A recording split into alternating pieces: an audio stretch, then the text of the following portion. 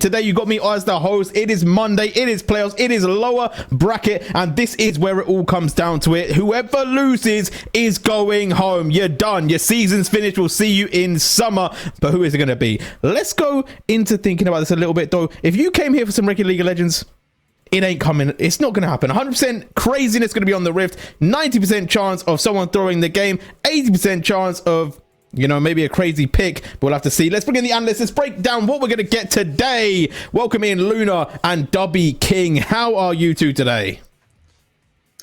We are vibing. We are very excited to watch what should be, as you say, some very non-standard League of Legends.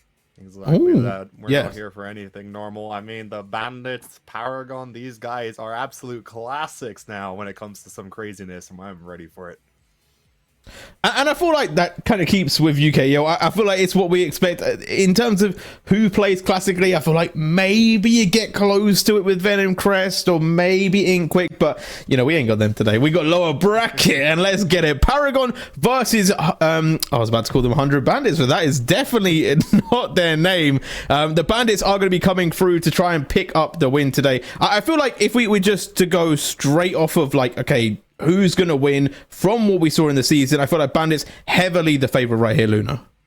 Yeah, they absolutely are. I mean, they beat everybody below them and only lost to the teams above them. And they have shown that their style is quite difficult to deal with if you aren't ready for it. It's very quick, very all in your face, unadulterated aggression. But we've seen that be their downfall as well against the teams that are slightly more prepared for it, that don't struggle quite as much in chaos. Of course, Paragon was one of those teams that fell to that style in the regular split. But I don't know if you can call that game close. I don't know. It's a tough one, right? Because I feel like if we think about like, okay, teams that had potential and then didn't make it, right? Paragon, exactly that, right? I feel like with you as well, like saying that the Bandits, like they were winning and then they over-aggressed and then they lost. It's like, okay, they had potential. We saw where they threw it away. With Paragon, I just don't really see where they're kind of not getting the wins, because they seem to have these really good games. It's so close, and I feel like if we were to give them like a win percentage, right, of how much of a game they won, their percentage of win could be really high throughout the season, but they never seem to get that last 10% to take them over the line, Dubby. Yeah, they've had plenty of games of split where, just like you said, they started off great. They get the early kills, objectives, and gold. They're in the lead. It's just the winning part. They took some time for them to figure out, and at the start of the split, especially, once they lost their first few games, they kind of went into a bit of a slump, and then the mid-split came, and they lost even more, and then we had our doubts of, would Paragon even stay? Would they make it into the playoffs, or are they going to go into the relegation series?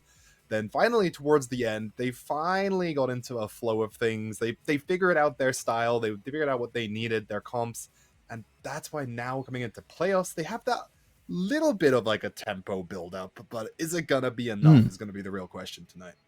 No, they are a dangerous team. I want to bring up the bracket, though. Let's have a quick look at how it is all sitting, just in case you guys at home are tuning in for the first time. So let's bring that one up on the screen. Then we're going to get into the teams, right? Because I do want to break those down very shortly. So this is the bracket, right? We've obviously seen a little bit of the upper bracket already. We saw Inkquick beat Brother and Friends 2-0. Venom Crest taking on Rise, and 2-0 for that one. It feels harsh to say that was the scoreline, but that is how it goes. Inkquick versus Venom Crest will take themselves into a upper bracket final. Winner will go into the final, and then the loser will come back down. But we're in the lower bracket today. We are Bandits versus Paragon, and let's bring it back to us. Let's talk about the teams. We talked about Paragon a bit, so let's bring up their team first. Let's talk about them. I feel like, Luna, they're a seasoned team. Like, they've got some names on this board.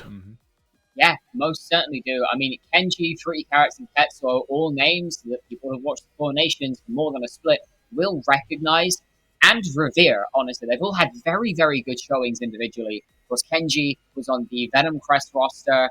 I believe it was the last split or the split before. You have Fruity Carrots, who was with Paragon in Division 2, then went to Nuclear Vikings before their relegation. And Ketsuo has been around with teams like Ruddy for as long as I can remember now as well. And then, of course, you've got Dark Shadow and Yotek in the bot lane, who have been proving to be a solid duo in and of themselves. Like, this team, when you look at it on paper, you don't sit there and go, this is a lower half of the table team. You sit there and you go, actually, this team has the chance to really, really do some work. And like we mentioned earlier, we just haven't really seen it that much. But is it going to be the day, right? I feel like Paragon, and I know it's a different team, different time, different season, but they always seem to have this like little playoff buff that I don't know where it comes from. W, you're also talking about how the end of the season they started to get it together. Is there potential for the upset today? I think there is. You got to give every team the benefit, and also when you consider the last time these two teams played against each other, it was pretty close, all things considered. It came down to 7 dragons, multiple barons, all the objectives. They could have won it, and a lot of games, like we said about that, Paragon is always in the situation where we could have won it. So it's only a matter of time before eventually they figure out that formula. Whereas when we're thinking about the Bandits' losses. The only loss I think of it where they could have won it is that week 1, day 1 showing against Int Quick, that absolute crazy fiesta game that was back and forth. But other than that, they haven't exactly had a lot of those, oh, we could have moments. It's just either beat the worst teams, lose against the better teams. So Paragon, they have that moment, and I have faith in it. We'll have to really see. It really also comes down to the drafting as well. If they can get what they want, that's always going to give a huge advantage. And when we come into these fearless best of threes, you got to bring in some creativity. Yeah, and we are going to be quite critical of the drafting, especially from the Bandits, for no particular reason at all. But we are going to go into the Bandits. Let's meet the team, right? Let's have a little look at this one as well. And W, talk me through some of these players as well, because I feel like a fewer names that are a little bit less known, but some that are very, very well known, especially if you watched last season. Yeah, I mean, this is the same roster from last season. The Bandits that got second place all the way to the final. I mean, these guys have been... There's one team that stuck together from this bit and this bit. It's these guys right here. So because of this, I think we had higher expectations of what they would bring.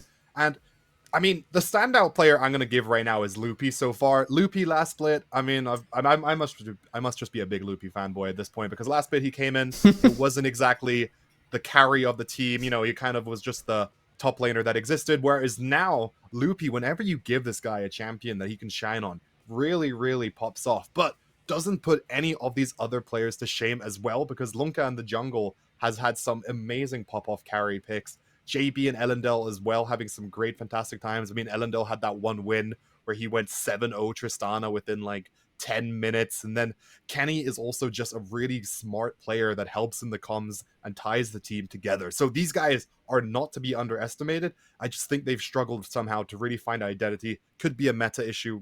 I really don't know, but they're still no one to be underestimated. Yeah, and over to you, Luna. What's your take on the Bandits? I don't know, I keep trying to add numbers to them, but the Bandits coming forward. I have two things. I think one of them is going to be a little bit... It's not going to be a surprise, but it's going to sound very diminishing. I think this team rides and dies by Lunka. I think it depends on what kind of game Lunka is having as to how well the rest of this team can do. As we've seen at different points throughout this split, if Lunka's struggling, it's almost as if, the mid-jungle incredible things that we see from JB and Lunka fall apart. Elendil then can't really get into game because you don't have that roving death squad to help him unlock himself. Kenny can't find things to work across maps. He can't work with his mid-jungle. And Loopy's off on an island kind of thinking, I can't get involved here. There's not much I can do. So it feels very... You need to make sure you set Lunka up for success. And I think they do that very, very effectively. That being said, their style of complete unadulterated aggression can be their downfall because of that fact. If Lunka falls behind, he will continue to try to aggress, continue to try to find ways back into the game, but will often just get punished because he's acting like a mega-fed champion when he is maybe 500-600 gold down, and that just snowballs backwards against the Bandits, and it leads them to a situation where they're so far behind that they're relying on a miracle play and the enemy handing them something on a silver platter and saying, here, come back, we want a challenge. So I think my eyes are definitely going to be on how Lunka is set up in draft, because I think if you can give him the room to play the game and to do his thing, Bandits look 10 times better than when they can't do that. And Paragon, notoriously, as you say, they have a high win percentage, but they cannot get the ball over the end line. So if they fall behind in the early game, that will snowball even quicker backwards as well. So I think if there is a team that's going to cause Paragon to look like a worse team than they are, it will be the Bandits. Yeah, and I think that the overaggression is big, right? Against Broad, they had a really good early game. Then it just kind of didn't go their way. One play, it really started to snowball, and then they snowballed themselves out of the game. So I definitely think it's one to watch. In terms of, I started the show by saying there's a big chance that we might be getting some throws here. And some people in chat, you might be a hater. You might be like, whoa, no, not in my league. No, you don't watch enough of the league, right? Dubby, let's play the clip. Let's talk about what we're talking about, because this, I feel like, explains exactly how I feel these two teams are going to match up. Yeah, this clip was a prime example of the last game these teams had earlier on in the split. I mean, look at the state right now. We're 48 minutes in, 90k 55 kills. Team, 55 kills, 7 dragons, Soul and Baron on the side of Paragon. And if you're any normal kind of team at this point, the game is just yours. You play with the Baron, you do what you need to do, and the win is there. But it's just, if I remember correctly, you got to keep your eyes on JB, because JB just gets absolutely behind them. You can see right here, he's already here, and Paragon is just surrounded on all sides, and it's just a one-by-one annihilation that instantly in a minute, you could blink, and you'll open your eyes, and right there, Lunkafer gets in, uses the Viego resets, and then everyone's just dead. Just like that. And I think to make it worse, I think Paragon had just won like a massive fight before this as well. So it looked like they should just walk this team fight. It should be no problem. And they were confident. And then obviously, well, in the enemy base, end-to-end League of Legends right here, Luna. Yeah, it really is just kind of, oh, you thought you could win here? How about no? The important thing to mention is JB on that beautiful flank doesn't actually get into the fight until it's already started. Because that initial shuriken flip goes ever so slightly wide, he has to use the perfect execution to get into the fight. But that alone is enough. And the second you get Lunka getting those resets, as we all know, Viego with a reset, that damage is coming in hard, fast, and strong. You can't let a Viego get a reset. You can't let an Akali find a flank. You can't let a Rel sit in the middle of 5 people. And you certainly can't let a Shen walk up to you and taunt you without having ulted first. So it looks very, as you say, it looked like it should be a fight that Paragon just win. But they couldn't. And it goes back to this idea of they can't get it over that last finish line. I'm not sure if it's a case of, as you get to the end of the game, you start to get a little bit nervous and you make small little mistakes, small little missteps, or what it is. But if we see more of that today, not only are we in for a very bloody, very scrappy series, we're in for what could just be the most unsatisfying end to games known to mankind.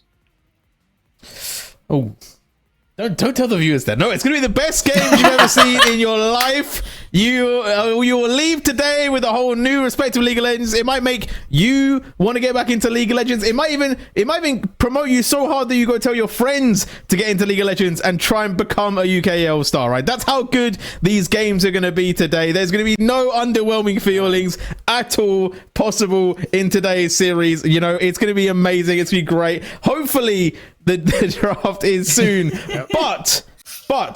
But okay, now the thing is, I in a way am memeing a little bit, but I also do kind of disagree in the sense of I feel like we have so much potential for chaos. And I feel like that's when everyone has a lot of fun, except for the teams playing, because that's stressful. Yeah. In fairness, you can have fun and be dissatisfied at the same time. The two are not necessarily mutually exclusive.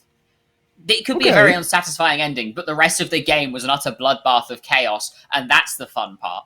As long as you come out with the win, Exactly. The win is what you want. I mean, that's one of the bigger reasons I swapped into casting. I couldn't handle the stress from playing these crazy games anymore. But when I gotta, watch the games or be on desk, you gotta have the same energy. But you can't win or lose because that's the team's responsibility. We're just here to enjoy the show and bring you guys the content. So I'm all for a chaotic game. Why the heck not? Yeah, it's great, especially if you're a player right? You're like, maybe Blocks are sitting there like, no, guys, come on, we want slow, strategical game. Like, no, we don't. We want the fight all the time. We want that 55 kills, but we want it at 25 minutes. That's what we want to see in this next game, in this series. So if they can make that happen, let's get it going, Luna. Absolutely. I mean, I think we know Blocks are enough to know that if it is a 55 kill and 25-minute game, he's not going to complain, right? This man loves a bit of a chaotic game, even if he can't get a word in edgeways.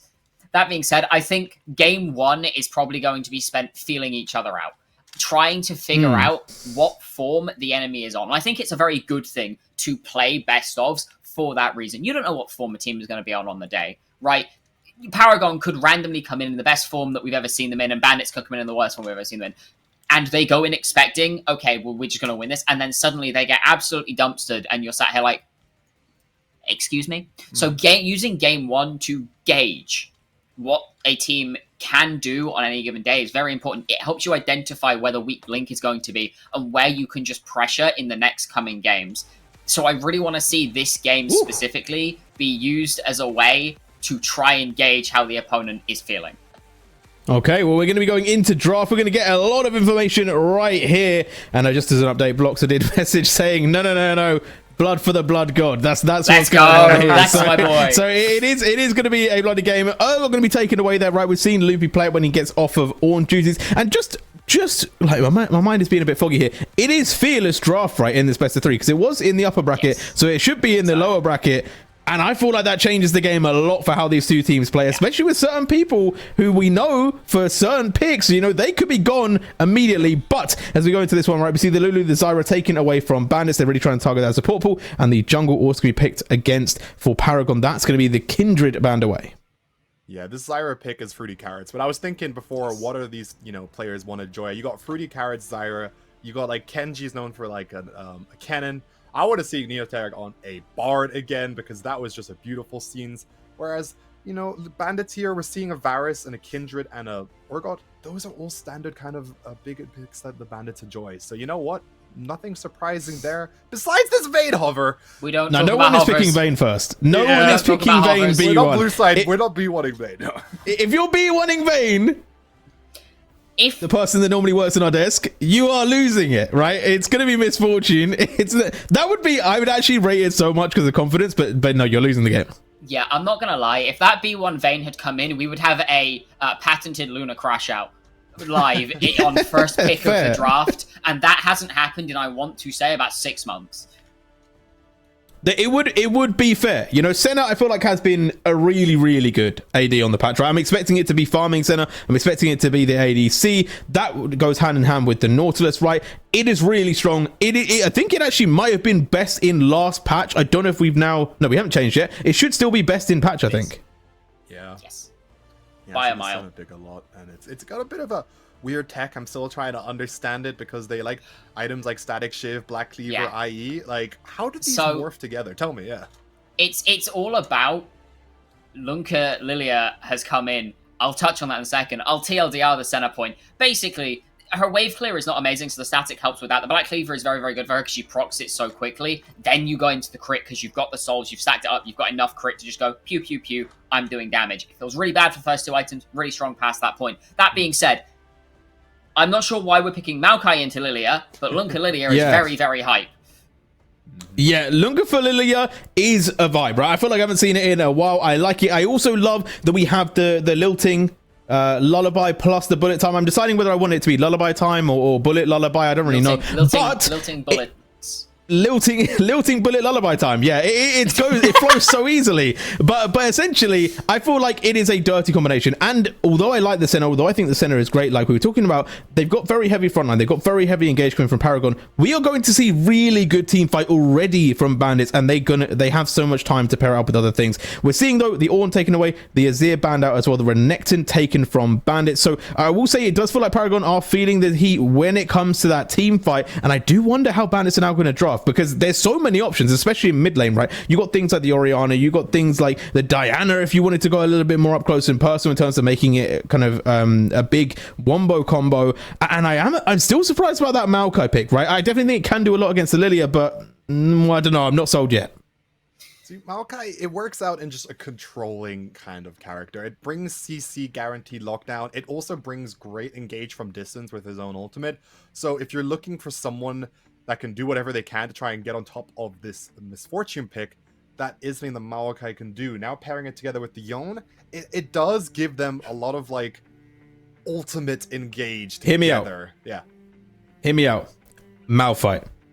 Who is killing Malphite on this team, by the way? Senna? Don't think so. Yone does a shocking amount of damage to a Malphite, in fairness. The amount of magic damage on that champion is incredible. That being said, this Maokai could still get flexed into the top lane. Yeah. Which is the other important thing to think about here. it's also very important to think about, and this is an avenue that not many people remember. With Lilia, if you're running with MF and they have a very easy way to stop bullet time, you have to hit that person with your ultimate, which means Nyotek has to be slept if Elendil is going to sit there and start firing the bullets.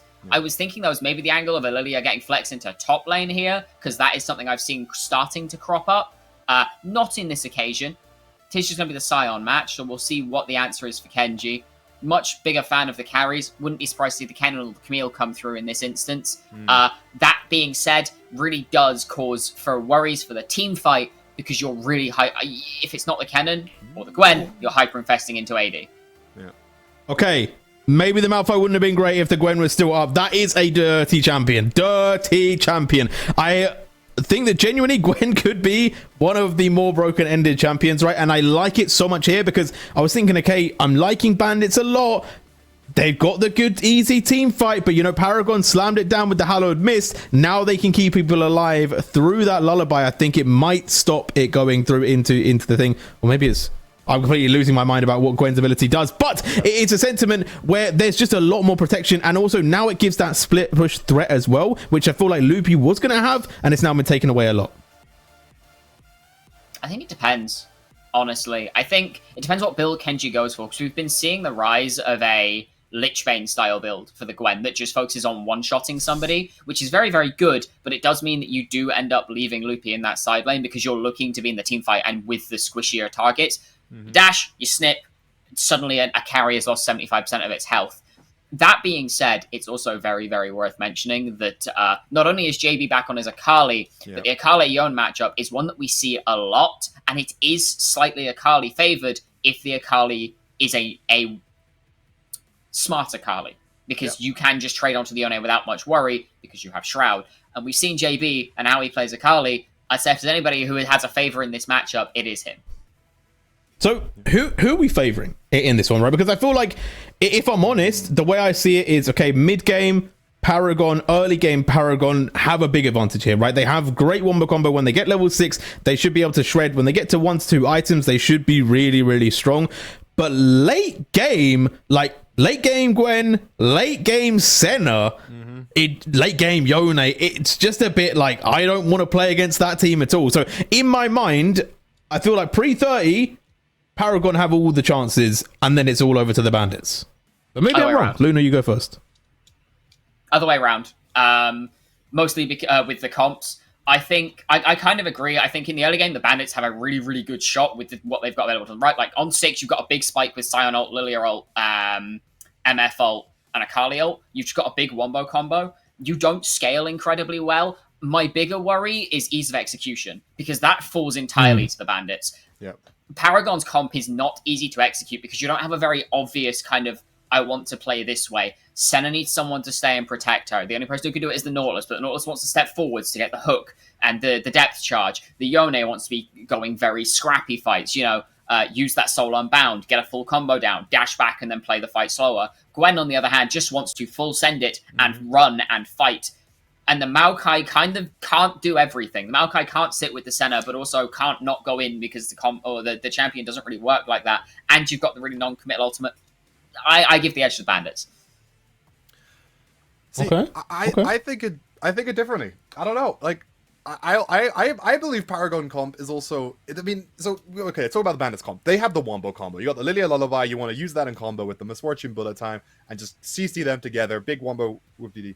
But can they get it? Is what I'm thinking, because Lilia getting into this team comp might struggle just because of how the peel that can come from this Maokai from this Nautilus, and I feel like if they scale through the range, everything that this comp have, the Gwen on the side lane, like, I'm trying to just come in here with as much fresh thoughts as I think, but I honestly, I side with Paragon draft just a bit more here, but it's going to come down to this mid lane, I think. Last time we saw JB... I've got to cut you off. I've got to cut you off. It's time. It's time to go to the casters. Bloxer and Elsik, it's time to take us into game 1.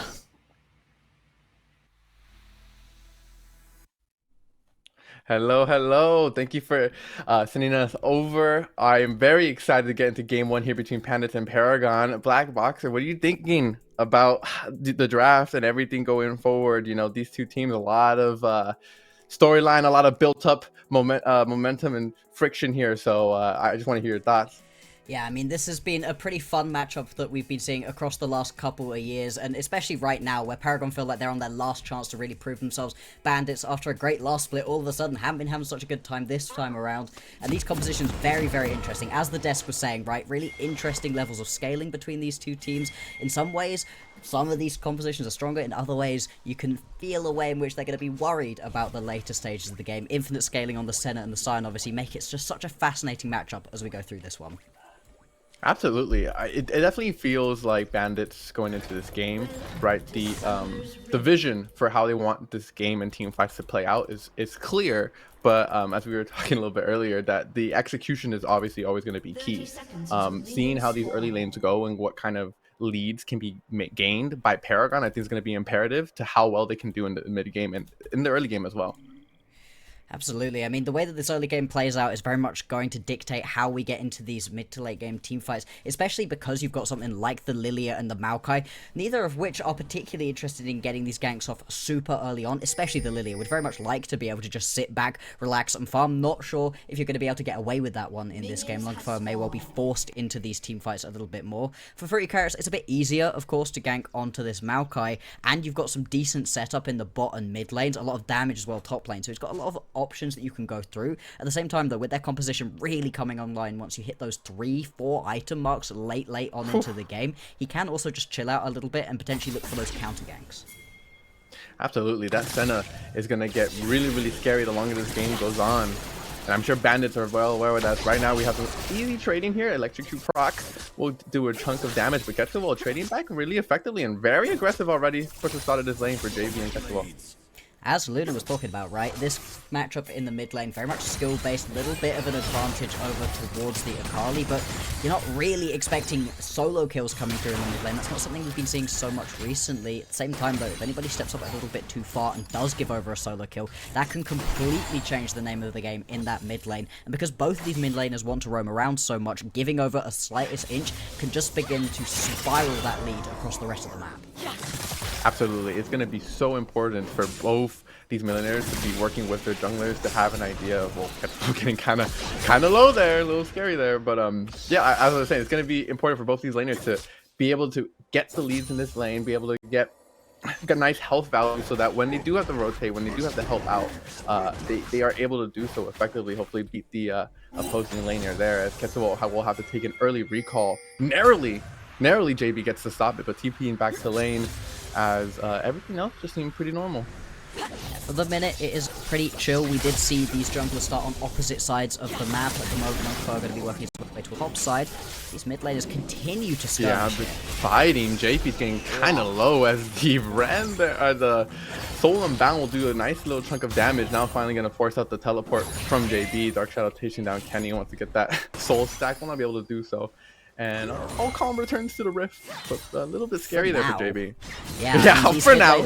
They're not going to stop hitting each other. You can see Dark Seal picked up right here for JB, so he's perfectly happy to keep confident. Clowning in the mid lane, keep going for these kills potentially. Nobody dying yet, but with both teleports going down, any health that you're losing is going to be punished that much more effectively.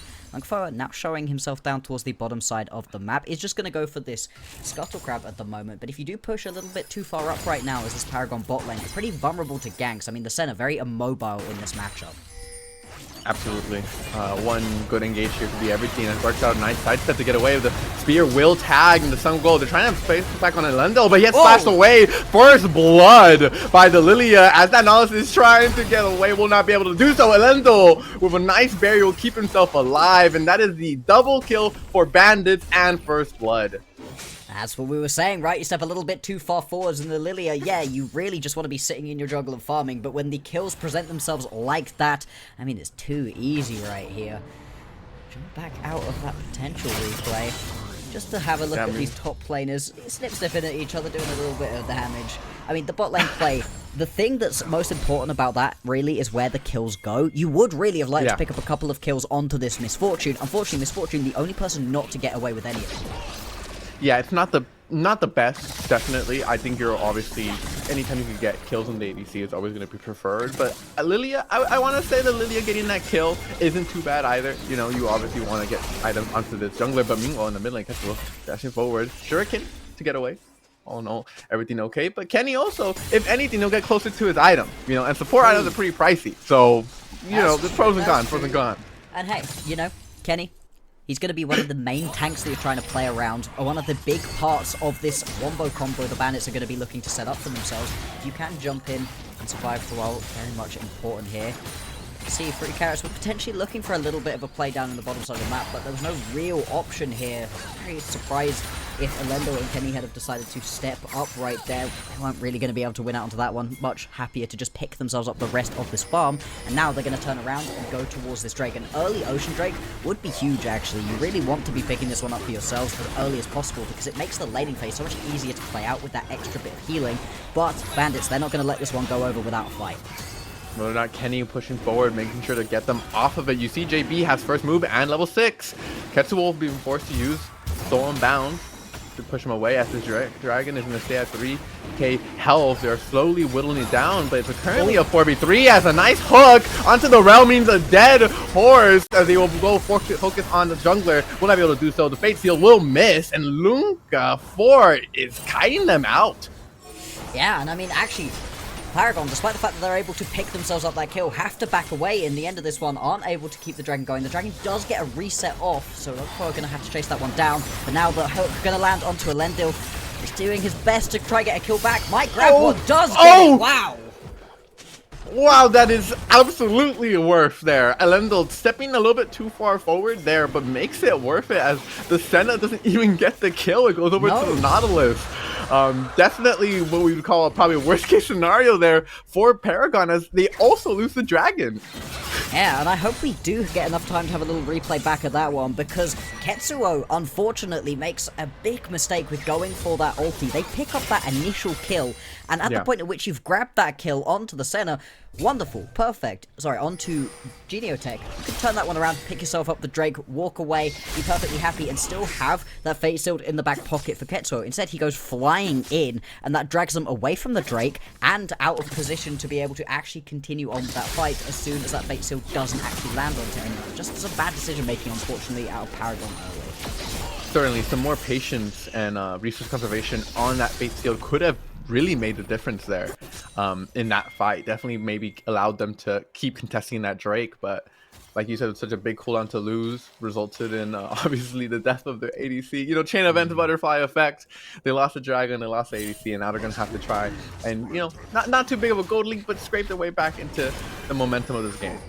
Exactly, it's the fact that you had yourself a one team fight there potentially, and then you lose out on it. That just doesn't feel ideal. Still, like you said, we're very early on into this game. We're going to have a set of grubs spawning very soon, and with both junglers in the area, this could be another potential option for the scraps. At least at this point in the game, right, you've got yourself the ultis now available onto both of these junglers, and your top laners will be in the area to potentially join those scraps. You can see Elendil, Kenny, they're being rotated up around the map as quickly as possible, and in fact, that means there's going to be nothing Paragon can do. Bandits, they're just a little bit quicker on their map rotations at the moment. Yeah, it just happens to be the case. I think when you have this Senna and Nautilus on the bot lane, your ability to push out these waves, it just is abysmal compared to their map. Look at him. Look at Dark Shadow just trying to chip away at this turret. Senna in the early game is painful to watch. Just has the pickaxe, has 2 long swords, has a little bit, but it takes so long. It's nice of Genotech to stay away, to give Senna all that gold, the solo gold, instead of sharing it.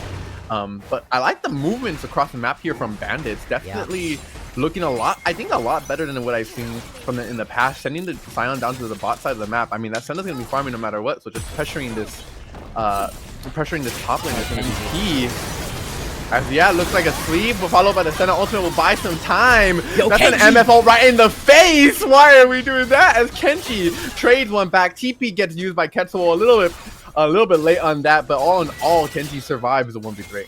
Hey, Ketsuo teleporting in is part of the reason why the rest of the Bandits members like, ooh, can we actually do this? Can we pull this one through? And no, Kenji snips away, picks up that kill, and this. Oh, nice shuriken. The shroud will keep him JB alive just a little bit longer, trying to get out of here with a perfect execution potentially, but Sion will be coming down from the bottom. Now Lunka gets the one with the W, two sleeping. JB now has his chance to get in on this fight, but Ketsubo looking to change it up. He gets Lunka 4, but it's gonna be JB cleaning them all up. He was died for the cause, for his teammates, and just nearly Ketsubo gets it, but that's a triple kill for the Akali, and Bandits work together perfect. Yeah, that's a nice little play right there. JB styling on these kids. Yeah, it went wrong in the top lane fight. Kenji picks up his kill in that dive, but then the aggressive play bot side out of Paragon goes really badly for them, and that's the joys of the Sion, right? I think Sion at the moment is totally busted. He's in such a strong position, and yeah, beautiful little replay right here to look at the reason this one goes wrong. Brilliant ulti straight in, lands onto two members, gets the big knock up, forces the flash as well, and it doesn't even matter because Lunkfo still manages to get that sleep off.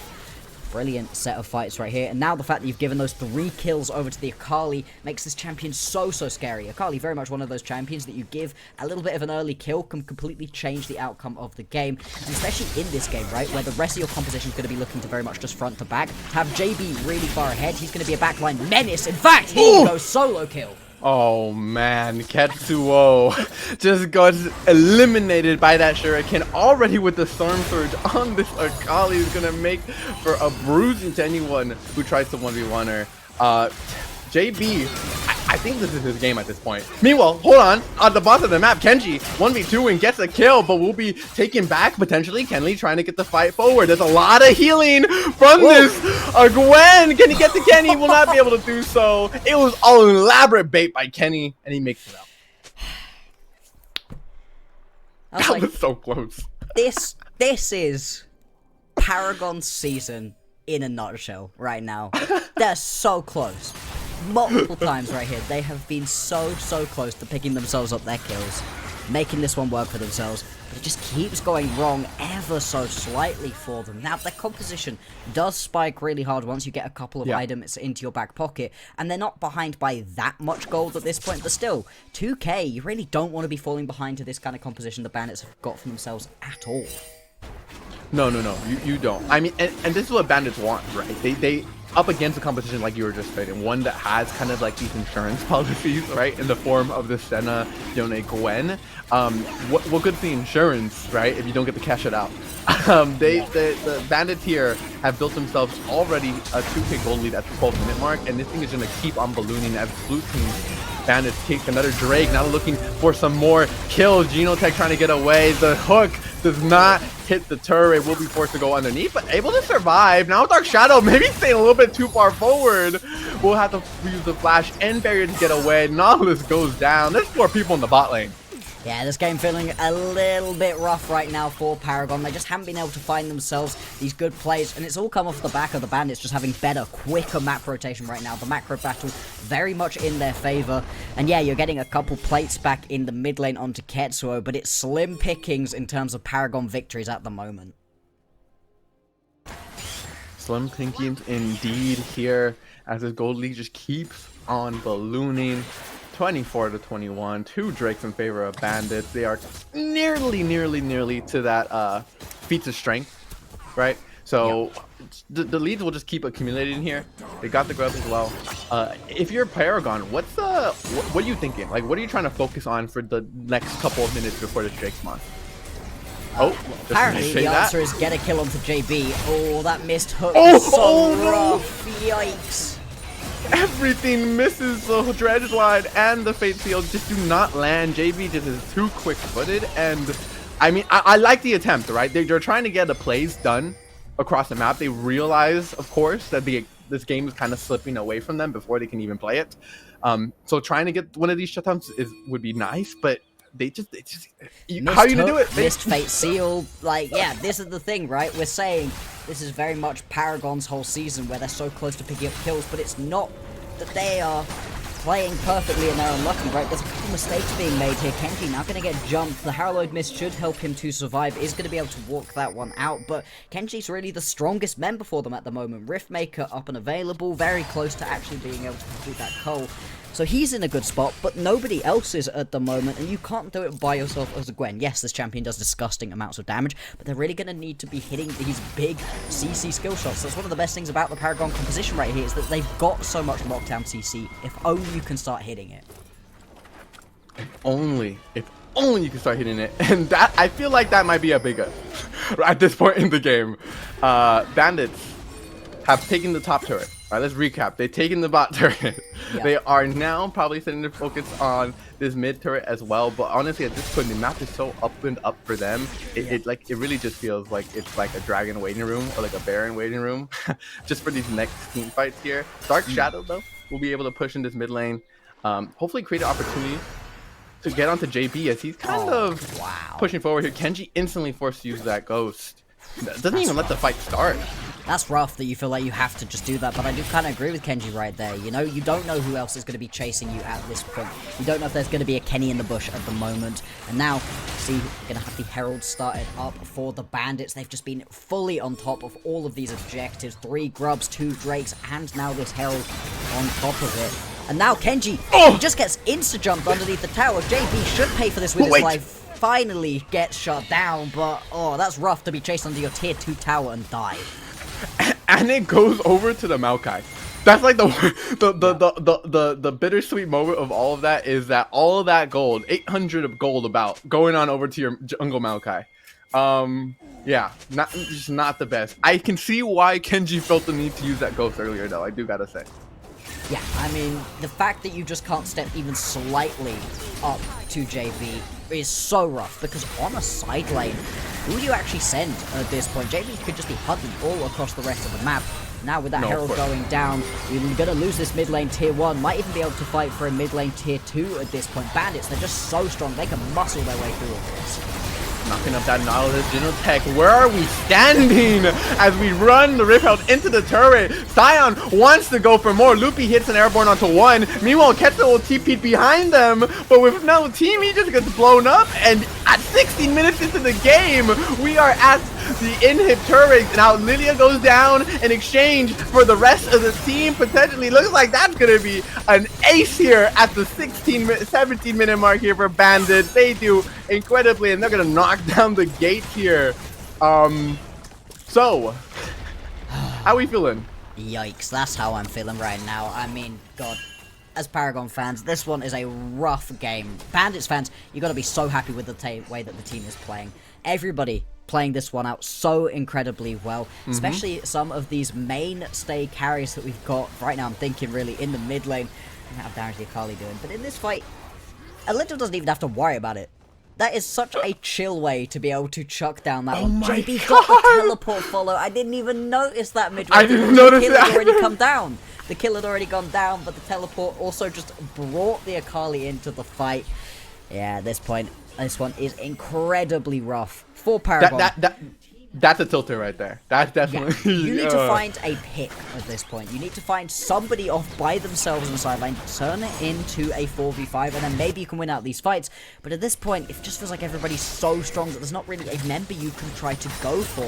Guess what, right now, stood underneath this tier 2 tower. He's going to need to run, otherwise he's about to get jumped underneath this one. I just don't know if they're going to be able to hold on to any of these towers. The damage is going through already. Drake going down whilst we're watching this play at the moment, and then that's going to be soul points for the Bandits.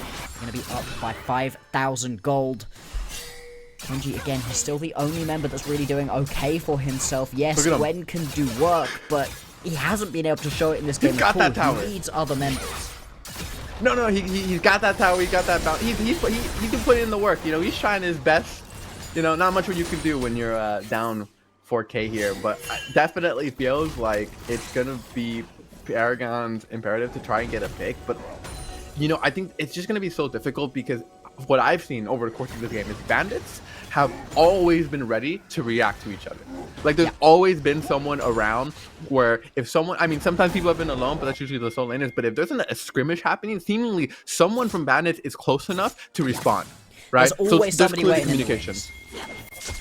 It's really well executed so far out of Bandits. Being incredibly impressed, not just with the individual play, but the team play, the macro that we're seeing across the board. You're right, it's very rare that we're seeing anybody caught out entirely by themselves, making attempting to get these picks really tricky. Potentially right now you could try get something down onto the bot lane, but then you've got more members coming through from Bandits. Yeah, I mean, now Ketso has to just run. Yeah, you're looking to try and get the trade here onto Elendil, but Elendil does not have to blow anything. He could have just stood there, honestly. He couldn't even have the auto anymore. He could have just stood there, and he wouldn't have died. Ketsuo trying his best, and It's just a hard situation. There's only a balk right now on Ketsuo. You know, there are only 1 items completed on the majority of these champions. Dark Shadow, the only person who's got those 2 completed, but at this point, the Senna's still not going to be in a strong enough position to really carry the game. We're going to need a lot more time for that to happen, but then you've got Loopy, who's already incredibly tanky in this game, and will continue to get harder and harder to kill, and you don't have a particularly terrible team for getting through tanks, you know?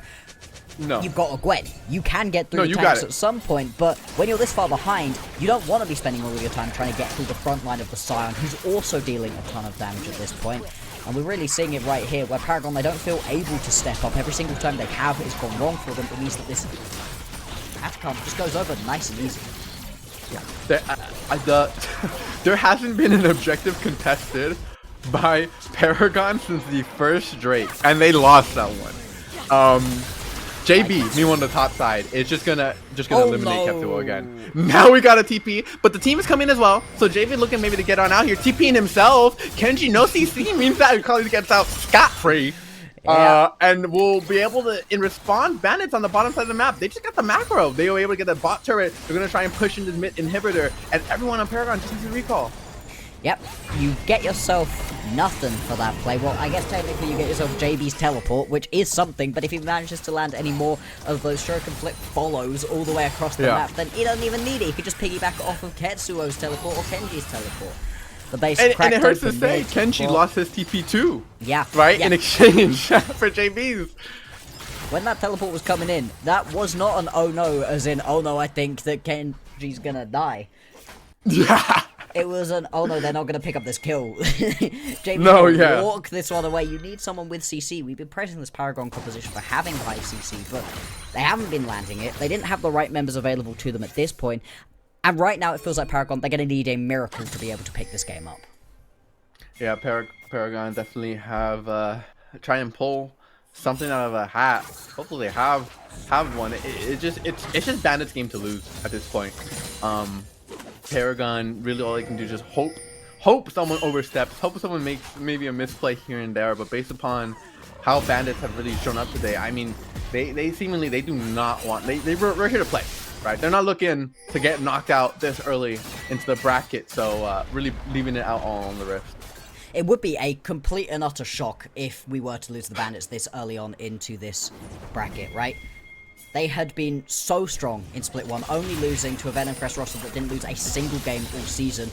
Kept the entire same roster, so we were looking at them as complete favourites potentially coming into the Split, and then they had a really rough time of it overall. But they've been looking better and better, and actually coming into this matchup versus Paragon as the favourites, they're dismantling them so far. So far, very impressive.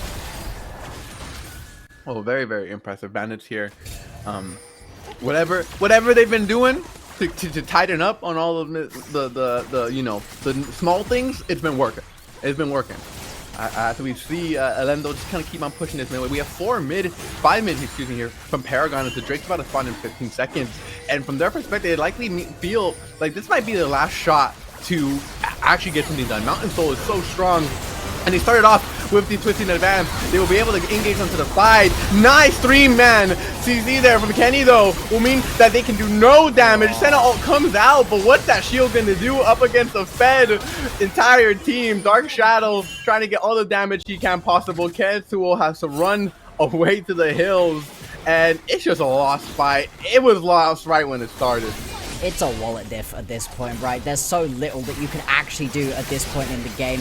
Kenji's the only member who really has any damage available to you, but you can't even grab that one. Ketsuo will fall on the back end of this fight, and this may well be the end of the game. It is at least going to be the soul picked up for the Bandits. There's mid lane inhibitor too, but I mean, there's 30 seconds until Ketsuo's back up. They shouldn't push for the end here. I think Bandits should just walk this one away, but it's now going to be an inhibitor down.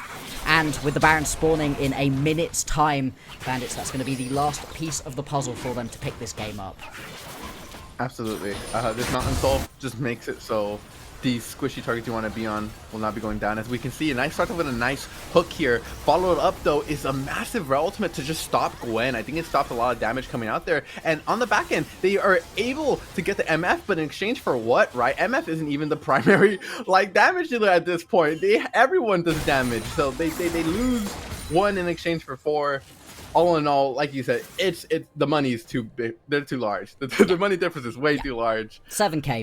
It's such a big gap to try to overcome, especially when you also lost yourself the grubs. Oh boy, Kenji, this might be a goodbye.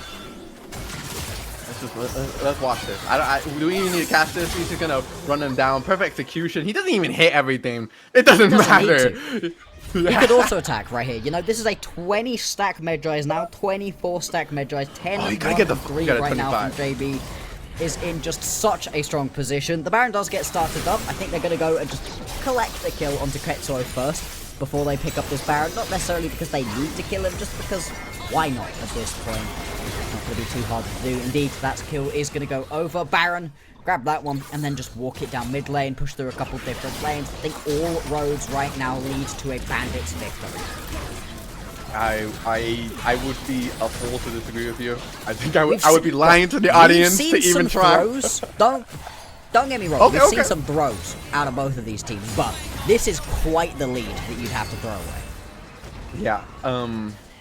Absolutely. Paragon at this point. I mean, they've been turtling, if you can even call it that, for what feels like the past 10 minutes. Now Fruity looking to get a catch here with the Nature's Grasp onto JB, but JB just has the invisibility shroud, so he just gets to walk away. Yep. That's looking unfortunate. And it is now going to be the Baron picked up here for the Bandits. They're going to be looking to push this one on through. They've got pushing waves down across the entire map. Top mid bot, all those going to be bearing down onto this middle lane. Paragon, they're going to need a miracle. They're going to need a last stand of dreams to be able to keep themselves alive in this game. There's a lot of shutdown gold available if they are able to pick up these kills. You know, that could kickstart them, but they're going to lose all of these inhibitors, and this game is just so rough. And it's just clean here by Bandits. The way they finish out this game, right? It felt like it was their game for a long while, but they don't push the lead. They're not too aggressive. They take their time. They get the objectives, and now with everything down, they push onto the turrets, waiting for the engage. 2 turrets standing, slowly whittling down. Paragon, what are you gonna do? Engaging onto the front line there with a nice MF onto 2, follow it up with the sleep. Ketsuo trying to stop that though. Doesn't matter in the end. It does not. The engage was just enough, and they will be able to open this Nexus and start shutting it down. Paragon will go down 0-1 in this series, hopefully, unless no, they're just playing with them. They're just playing with their food. This is rude. This is mean. JB, they're just kind of running around as the Nexus is open. Narrowly, finally goes down, and Bandits will take the lead 1-0 in this series. JB gets that final hit on the Nexus, and it will be that first game picked up right here for the Bandits in one that, I gotta be honest, wasn't even close. There was no point at which it looked like Paragon were going to be able to win that one. Yeah, definitely a statement game there from Bandits in this best of 3, and I think for the rest of the teams who are going to be watching in the rest of the brackets, definitely something to watch out for. Yeah. Bandits really showed what they got, and Paragon going on into game 2, they're gonna have to find something different. I don't know if what reasoning they'll find for why this game went this way, but I feel like just the simpleness of Bandits draft really contributed to their win here. Yeah, it was very much an individuals type of draft out of Paragon, where you're looking to get a couple of different people ahead. Kenji had a pretty good performance right there on the Gwen. He most certainly wasn't the problem. The dive that happened top lane, he was able to pick himself a kill back. That was nice, but it was the rest of the map just weren't able to get things done. From the very fundamentals of having a ton of skill shots just miss, to that map play, to that movement. I mean, they got themselves no objectives other than, I think, 1 or 2 towers, all of them picked up by Kenji throughout the entirety of the game. That's going to have to be something that we see changed going on into game 2. Otherwise, we're going to have a very short day here on Monday. Absolutely. And with that, I think that'll be it from us here at the Casting Desk, that we'll be sending on over to the desk. Hello and goodbye, everyone.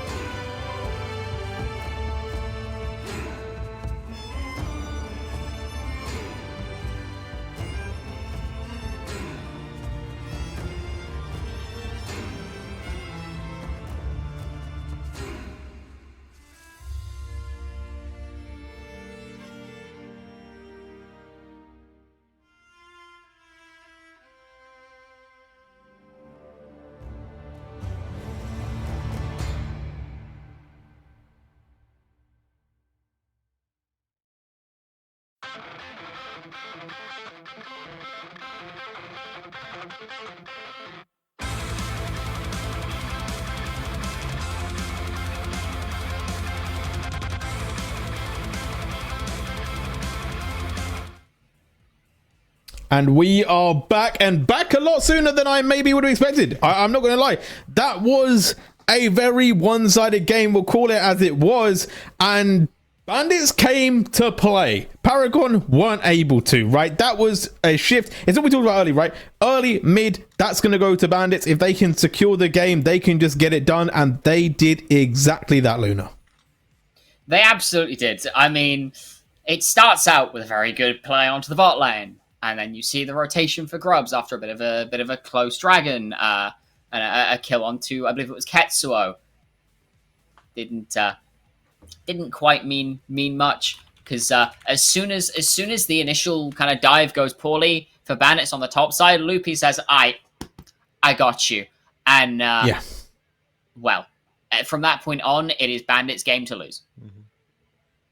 Yeah, indeed, and I feel like W, it's something that we talked about, right? We talked about certain lane matchups, talked about Gwen and Senna. I feel like that was all wasted because we didn't get to see them play the game, you know, because realistically, it was so mid-centric with the fact that JB got ahead and they were just able to do their thing. And I will say, we haven't seen it yet, maybe because the game was so quick, but we didn't see Bandits, you know, get too aggressive or throw any of their lead, W. I mean, it's kind of hard to throw it at that point when you're that far ahead, because you got to throw it like at least 3 times in a row. Like, on his own, JB was so accelerated and fed. He was just 1v1ing anyone. And it wasn't even like the opposing person was making a mistake in the 1v1. Their mistake was just being on the same screen as JB, and you're dead. And what are you going to do at that point? You can't. You have to double team him every time, at which point you're going to lose numbers elsewhere, and it's just impossible. So huge credits to JB on that game. Absolute fantastic performance. Now let's actually get into how that happened, right? Let's get into the first clip that we have, which is around that mid lane, right? Like setting the scene. It looked like there was a progressive play coming in from Paragon, right? There seemed to be some movement, and then, you know, Loopy, I feel like Loopy, this is what we talk about with Loopy, right? Being a bit of a player, right? Like, this is a play that sets up in pretty much the whole game on a plate for Bandits. So hopefully we're going to get that one soon. But Luna, I feel like once we got those first 3 kills, or those first handful of kills to JB, that this Akali is just ridiculous. Yeah, certainly was. Immediately off the back of that play, picks up Storm Surge, goes back into mid lane, solo kills Katsuo. He was an unstoppable force that no immovable object could reckon with. Even sending 2 people, there's a solid chance he just kills both of them, right? And we see that he wasn't at the start of a lot of fights as the game goes on. Not that it matters, because TP and Shuriken flip. Hi, yeah. I'm now in the fight. Yeah, I do hate Shuriken Flip. Let's get that replay, though, going for the first one. I just feel like they need to add a range to that skill. Like, I don't think you should be allowed to follow a TP. But, you know, the game's the game. I don't create it. And we will get to see how it all went wrong, realistically, for Paragon right now. But, while I wait for that one, I feel like this is also part of the issue with the Scion. Although, here we go. Okay, we're back. Loopy on the Scion, making their mark. And we didn't get to see the start of this from the other angle, because obviously it looked like JB was getting hounded, right? They had him locked up. They were chasing them down. JB almost got killed. Lilia comes in, gets a big sleep, but it still doesn't look great. And then JB just does something a little bit different and almost doesn't get the Yone, but does manage to get the triple.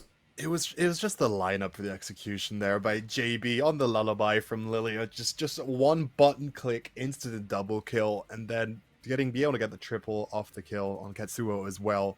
That's all it took to just accelerate this pick. Because it recalled, what did they buy first item? Storm Surge acquired as a first item that early, and it was just, they go back to mid lane, and then they see Ketsuo, and they're like, hey, I can just kill this guy.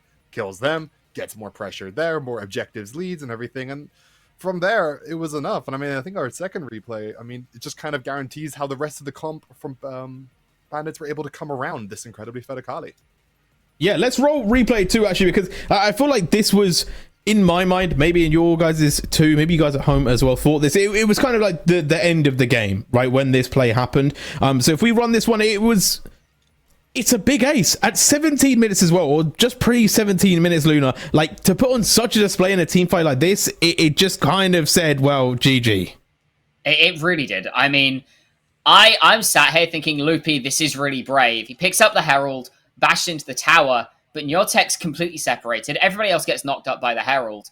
And you can see Lunka buying space, finds the Lullaby. Loopy looking on to keep it going. Ketsuo TP's in. It doesn't matter because he's now, stuck between 3 people. The Shuriken flip from bot lane follows them all the way, and the fight continues to go. There is not enough damage to beat the front load of this MF Scion combo initially, plus the Lilia on top. And then as soon as JB joins the fight, if you've got any squishy members left, they're dead to rights as well, because there's no way you're escaping an Akali, even with the Shuriken flip down, if she's got flash, if she's got perfect execution.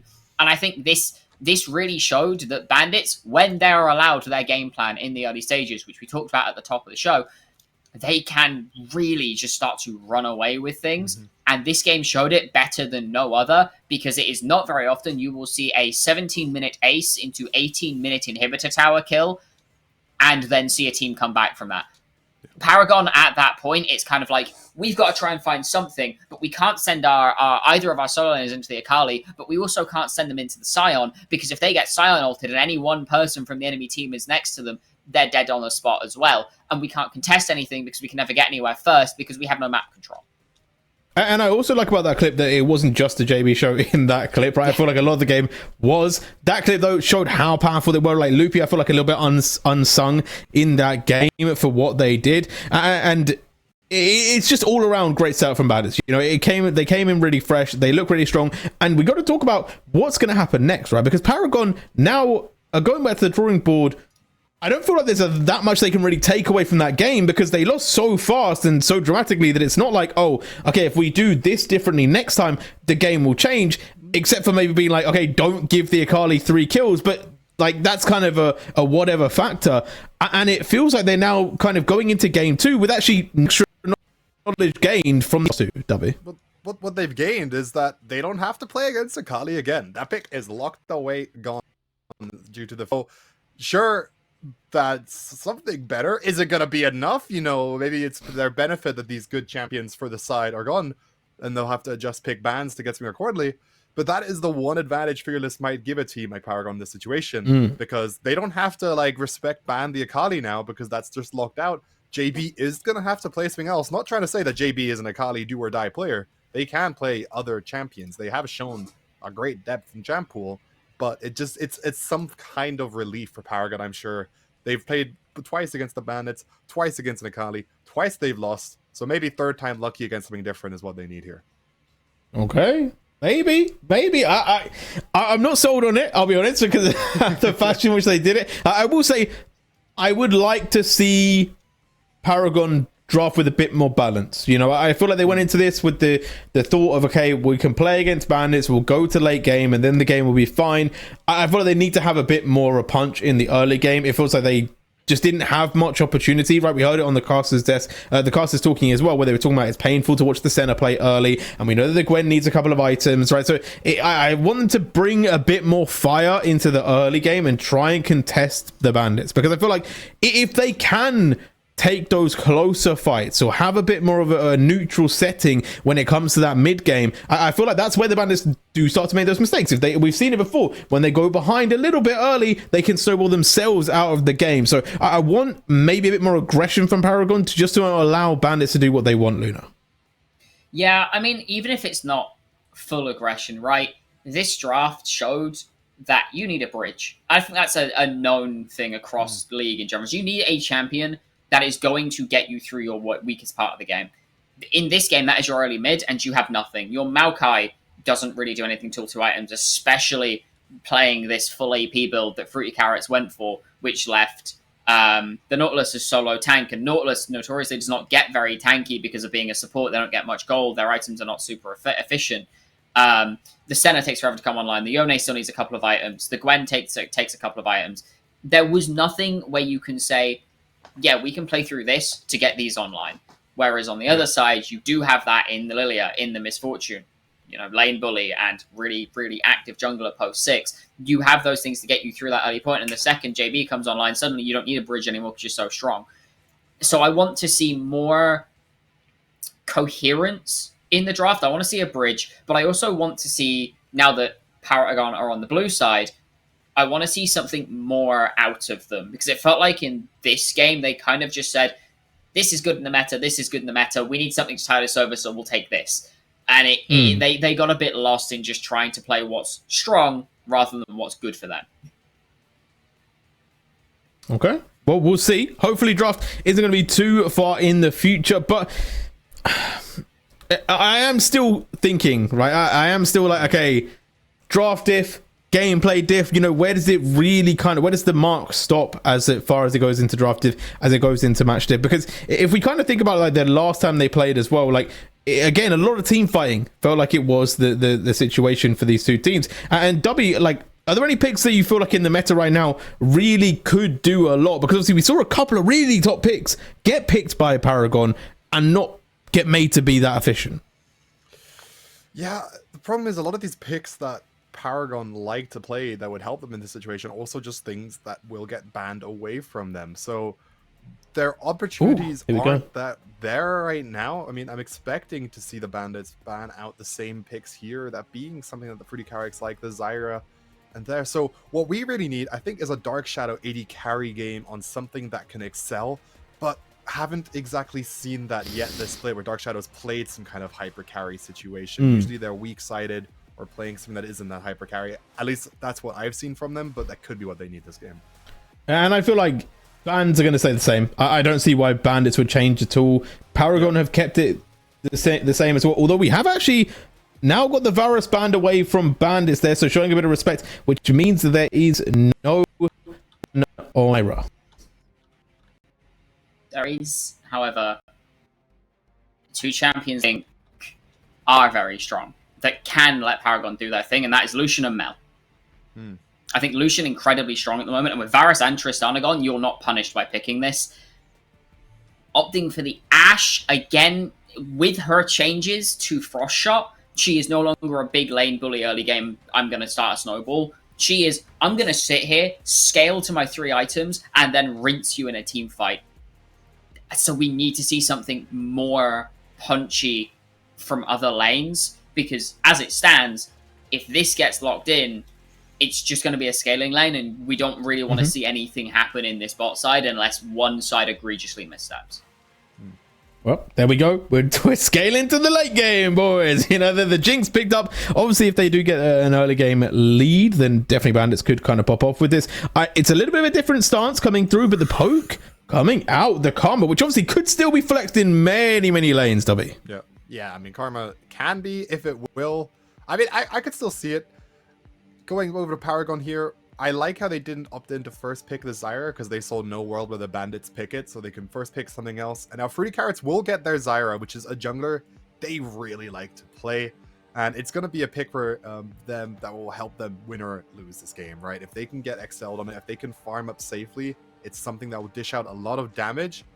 But if the Bandits can speed up this game and get another quick win like they did before, that's what they need. And having to blind a Renekton here is an interesting choice from Paragon. Yeah, it's interesting, especially given what Loopy likes to play, right? I feel like the Ornn is completely happy into that pick. I don't see any sort of issue with that one. Also, I don't know. I feel like the Mundo there, I feel like it could be going into the jungle as well. We do have to remember. So has potential. I don't know if it's the best into Renekton, but I guess it's a solid front line that will scale nicely. This is really good, because Renekton can never really trade on you, because the W doesn't get the stun, so he dashes on you, you cleaver, you bash him in the face, you walk away, he kind of just looks at you funny and says, huh, I expected that to go better. As you say, can go into the jungle, doesn't really feel like it fits Lunka's style, but it definitely could be strong. I like the Yasuo ban. Yasuo Zyra is a much wider area form of Yasuo Diana, so I think it can do some work. Taking it away, especially considering it's something Ketsuo plays a lot of, makes a lot of sense. The Karma, most likely going support, but very, very good with the two champions that are picked. Not sold on the Zyra, because it takes the Mel off the table, because you don't want double AP mid-jungle with a Zyra, because she really likes being solo AP when she's playing one of these carry roles. If she's on support, it's not as big of a deal. But if she's mid or jungle, you really want to be, if not solo AP, you want to be majority AP.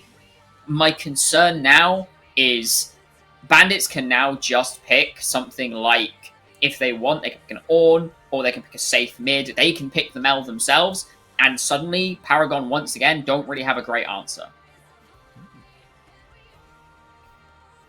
That's not what I was thinking. That's a but I flex. really like it. Yeah, this can go in a lot of different places. You know, right now you've got Cho'Gath that could be flexed mid-top. You've got the Mundo that could be flexed top jungle. So there's a lot of opportunities for Bandits to be creative here on where they want to send what, which also puts Paragon in a weird spot because they have to now pick almost blind into what they're expecting here. Bot side, obviously the support, they can expect to go against this Karma Jinx. So they're going to have to choose what they like most there. They do opt in for the Rakan.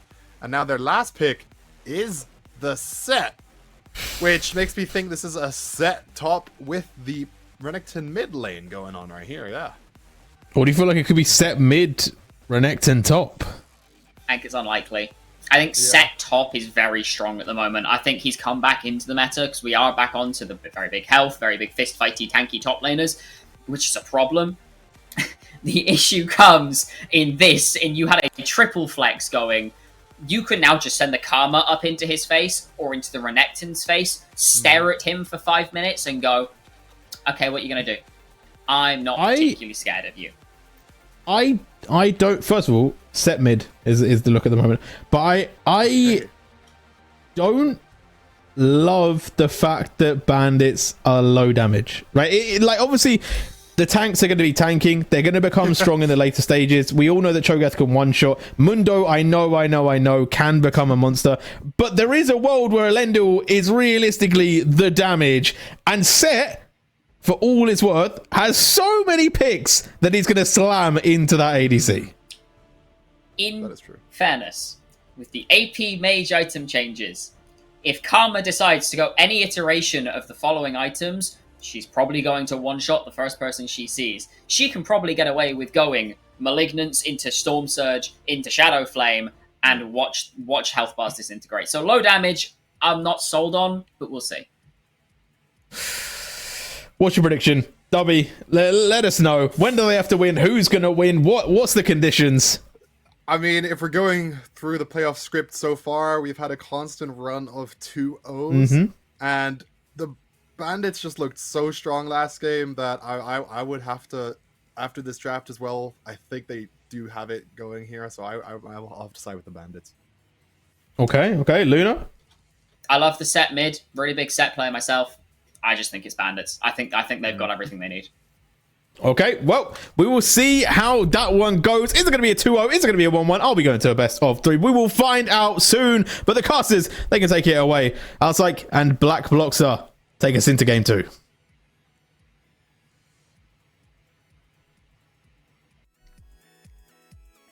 Thank you so much for sending us over. Very excited to get into this game, especially considering the draft we have laid before us. A lot of interesting picks here across, and a lot of things, like kind of new matchups. What do you think about what's going to be going on, Black Bloxer? I mean, the whole way through that draft, I'm like, oh, hang on. Wait, what? Huh? Hello? Huh? And it just kept going, right? There was no point at which I was like, oh yeah, I know what the next pick is going to be. Sometimes I feel like I can download these teams, get in their heads. Not in this time. That was completely crazy all the way through. I do really like it, though. Bandits, they very much look in towards the later stages of the game, right? Once you can get that Cho'Gath and Mundo super tanky and then get that Jinx into the later stages. Awesome. Paragon, I have no clue when they're really going to be looking to play. Early, I think they're pretty good. Later, I think they're pretty good. It's just such an interesting set of matchups across the board. I think for Paragon, though, they got to get things going early just for the confidence boost of it, right? They can't sit around. Yeah, absolutely. I think when you have that set in the mid lane and you have the Zyra with you, it makes for a lot of really good catch, I would say.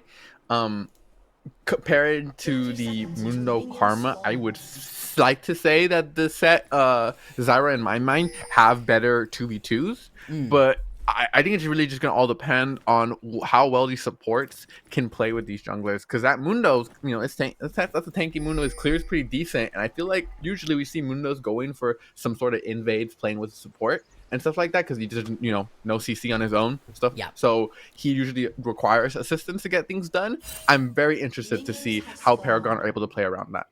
And then, even if we don't see these supports particularly leaving their bottom lanes, we could still get some explosivity down in the bot side. There's a ton of CC available to both of these bot lanes, and anytime there's an Ashe available, if you go in, you'd better be dang sure you're about to win this fight. Otherwise, it can be so tricky to actually get yourself away, especially something like the Leona. Once you're in, you're very much in with this sort of champion. A little bit of a late invade coming through from the Bandits, looking to disrupt Fruity Carrots' early clear, and he's not going to spot this one till now.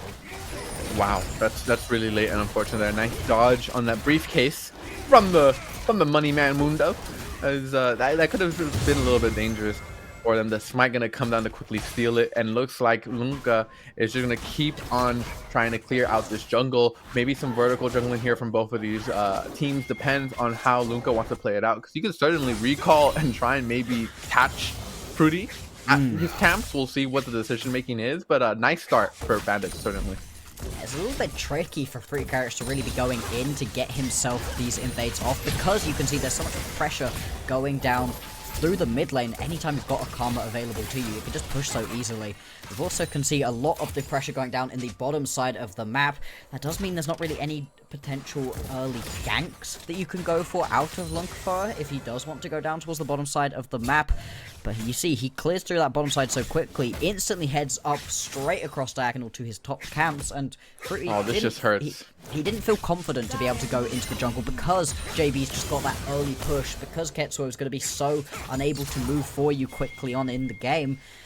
Boy, that is really rough right there. You could see some slightly creative pathing could potentially get Fruity Carrots these Krugs stolen away, but, you know, that's not a lot to get back, considering you're not going to be able to pick up any of these bot side camps either. No, absolutely. Fruity definitely is up against a timer here to get these Krugs to get out. It looks like Lunka opting to just continue with his clear, maybe just stealing the Krugs in general. Yeah, I wonder what the decision is going to be here from Fruity. If it's just going to be recall, maybe try and get something on this top side. But this choke dive is very healthy, so I do not think that it would be the best situation.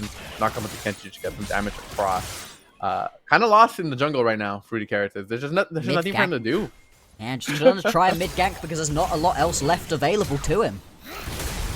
AB makes use of the shield and the root to get inside, but a nice stun by Ketsuo, followed with the true damage. Will it be enough? Just slightly short, and I'm surprised to not see a flash from either of them in that scenario. I feel like that should have been a dead Karma. Very much should have been. It was the anti-synergy, right? You managed to pull JB away from the stun from Fruity Carrots. That feels so rough. You know, if that lands, if you manage to actually layer that CC correctly between the pullback into the root, wonderful. You're in such a great spot to be able to pick up that kill. Instead, yes, you get the flash out. Yes, you force the teleport back from the Karma, but you don't pick up the kill. And it really hurts Fruity Carrots, right? He hasn't been able to pick up very many camps at all. He's behind 16 to 36, 20 CS down already in this game, and without picking up that 300 gold from the kill, you know, it's so much harder to try to keep up with these items. Lunka just has so much momentum going for him here on this Mundo. He has nearly a full clear out. Kenny a little early with the Zenith Blade onto the stun there. Now Ketsuo though looking to make a fight. Catches two with the Haymaker. Gonna be able to do a lot of damage to Talendo, but has the summons available. Forced to flash away. Jinotech now maybe getting a little bit too aggressive. Gonna have to walk on out of there. But all in all, Ketsuo really not letting up. Looking to make plays. Yeah, you can see the aggression out of Paragon right now. They're trying to make this one work for themselves. They don't want to get 2-0, don't want to be knocked out of this spring split already. Still, it's rough. It's rough to not be able to pick up that kill again. This is another great attempt out of Paragon that goes a little bit awry. Wasn't necessarily anything missed in that situation. They just aren't able to do enough damage to be able to pick up that kill. Back to the jungle goes Fruity Carrots. We'll see if he's going to be able to get himself involved in another one of these lanes. I've been impressed with the proactivity. Oh, certainly. It definitely feels like Paragon have put some pep into their step in this game, realizing that, hey, maybe just like seeding the early game or like losing that like the early game super hard was not the greatest idea when you have a scaling comp. That set opening up, gonna open up a lot of opportunities for them across the map, but aside from just the general aggressiveness, I gotta start to question, what have Paragon actually gained from it? Because if we're looking from the CS here, Bandits are very quickly accumulating a quick gold lead just off of the lane. and 700 gold has opened up already, which is not massive, right? But we're only 6 minutes into this game, and it's all through these CS leads. If you're being proactive on the map, it means you're leaving these lanes behind. You don't exactly have the kind of compositions that can very easily shove out your lane, then go roam. They're having to sacrifice their CS and XP for these roams, and it's gonna get rough, right? If you don't find any of these kills, yeah, you're absolutely right. They're just not getting a lot for it at the moment. Although, Speaking of kills, Kenji is on top of Loopy, looking to get this kill. Loopy looks seemingly accepting that he's dead. Basically, from the jump, just focuses on clearing that wave. Kenji will secure first blood for Paragon. Meanwhile, the rest of this team is able to start this Drake and secure that as well. And very quickly, Paragon. Yep. What kind of felt a little strange for them. The start of this game has gone quickly in their favor. Yeah, they're looking a lot better now. The fact that they're able to get that cross-map